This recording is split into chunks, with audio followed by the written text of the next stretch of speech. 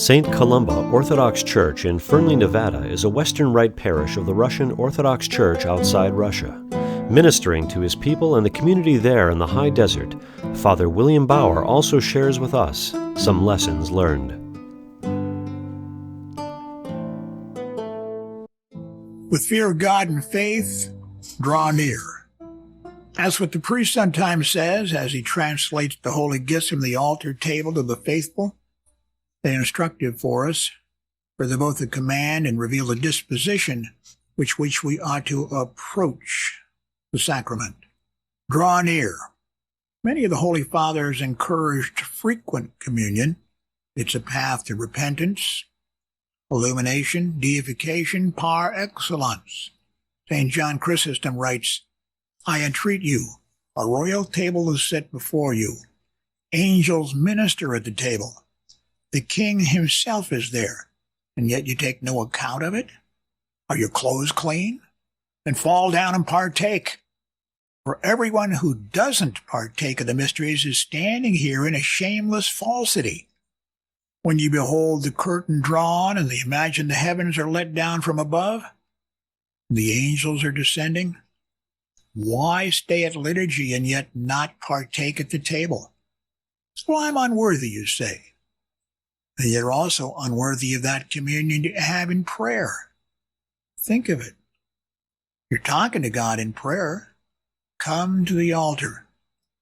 St. Macarius of Corinth exhorts the faithful. Some persons say, look, we fulfill the commandment of the Lord. We do commune 2 or 3 times a year, and that's enough. We reply that it's good and beneficial, but to commune more often is more better. And the more one approaches the light, the more one is illumined. And the more one approaches fire, the more one is warmed. The more one approaches holiness, the more one is sanctified.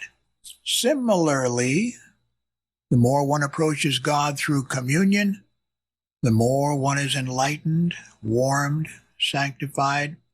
If you're worthy to commune 2 or 3 times a year, you're worthy to communion more often, just as St. Chrysostom teaches. Reception of the holy gifts is an indispensable part of our spiritual journey. But the manner in which we commune and our disposition are equally important. We should all be cognizant of the fact that no one is worthy to receive the body and blood of Christ. No one has an entitlement. Our Lord chose to share himself with his disciples and through his priests. He chooses to distribute to the faithful his body and blood in the form of bread and wine. We have to avoid a legalistic or formalistic approach to the reception of communion. Our preparation must acknowledge that we're preparing to receive the King of Kings and the Lord of Lords. We're preparing to receive into our being the very Savior himself. It's a fact. And it cannot be approached lightly or in a cavalier fashion. Our attitude at the outset of the preparation must be that of the publican, not of the Pharisee. Lord, have mercy on me, a sinner, is a good foundational starting point. The church is not a place for perfect people. The church is a hospital for sinners. And our Lord came to relieve us of the burden of sin while we work out our salvation in fear and trembling, as St. Paul says. Come to the table. Come to the table.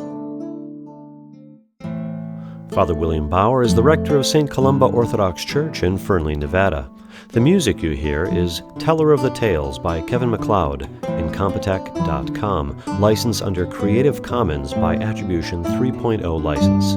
This has been a Western Rite Radio production. Please find us at WROradio.com.